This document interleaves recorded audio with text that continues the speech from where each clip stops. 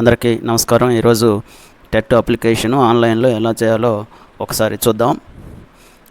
Chrome బ్రౌజర్లో TET 2dsc.apcfss.in అని enter చేసి సెర్చ్ చేయాలి.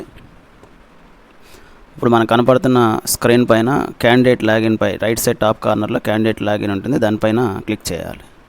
మొదటగా అభ్యర్థి రిజిస్ట్రేషన్ చేసుకోవాలి. ఆల్రెడీ పాత అభ్యర్థులు రిజిస్ట్రేషన్ చేస్తున్నట్టయితే వాళ్ళ యూజర్ నేమ్ పాస్వర్డ్తో లాగిన్ అవ్వచ్చు. కొత్తగా అప్లై చేసేవాళ్ళు న్యూ రిజిస్ట్రేషన్పై క్లిక్ చేయాలి. ఇక్కడ కనపడే విండోలో Aadhaar number captcha code enter చేసి సబ్మిట్ చేసిన వెంటనే రిజిస్ట్రేషన్ రూల్స్ వస్తాయి. ఈ బాక్స్లన్నీ క్లిక్ చేసి ప్రొసీడ్పై క్లిక్ చేయాలి. ఇక్కడ రిజిస్ట్రేషన్ ఫామ్ ఓపెన్ అవుతుంది. రిజిస్ట్రేషన్ ఫామ్లో personal details, communication details enter చేసి ఓటీపీ జనరేట్ చేయాలి. అందువలన మొబైల్ని అందుబాటులో ఉంచుకోవాలి. పర్సనల్ డీటెయిల్స్లో Aadhaar number, mobile number, full name, date of birth, gender, marital status, father name, mother name, caste, sub caste, ex servicemen, differently abled details అన్ని submit చేయాలి. Caste BCB, BCA, OC, SC, ST ఏదైతే అది select చేసుకొని sub caste కూడా enter చేయాల్సి ఉంటుంది.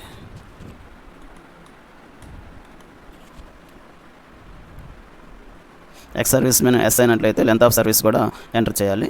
Different abled yes అయితే ఏ type of different abled కూడా సెలెక్ట్ చేసుకోవాలి. విజువల్లీ ఎంపైడా, హియర్డ్ ఎంపైడా, ఆర్థోపెడిక్గా, మెంటల్ డిజేబుల్డా అనేది సెలెక్ట్ చేయాలి. డిజబిలిటీ పర్సంటేజ్ కూడా సెలెక్ట్ చేయాల్సి ఉంటుంది. స్క్రైబ్ అవసరం అయితే ఎస్ అని పెట్టాలి, లేదంటే నో అని సెలెక్ట్ చేసుకోవాలి.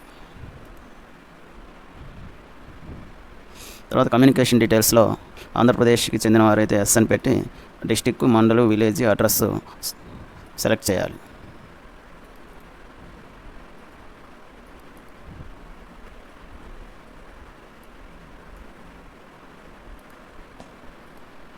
పిన్ కోడ్ ఎంటర్ చేయాలి.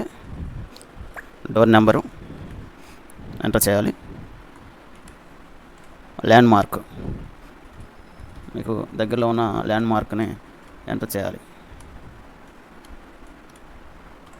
ఈమెయిల్ కంపల్సరీగా ఎంటర్ చేయాల్సి ఉంటుంది.